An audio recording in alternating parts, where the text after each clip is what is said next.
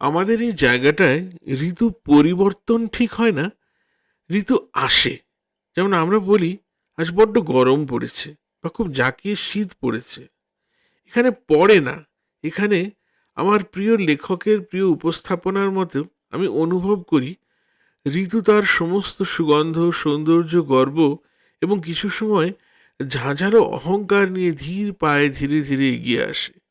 বিশেষত এখন ঘোর বর্ষা, আর এই বর্ষার আম্রপালি নৃত্যশৈলীর কথা যে চাক্ষুষ দেখেছে সে জানে যে রুমঝুম শব্দের চটুল ধারার সঙ্গে জলদগম্ভীর নাদের যুগলবন্দি, ঘন সবুজ পাহাড়ের অস্পষ্ট ছাই রঙে ঢেকে যাওয়া মুহূর্তটা ঠিক কেমন ভাবা যাক।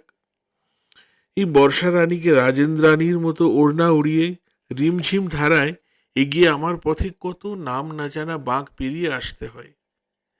তেমনি কোনো বাঁকের জালনায় বসে কোনো নিষ্পাপ কিশোরী মনের গভীর মনোযোগ দিয়ে আপাতত ঘর বন্দি আছে।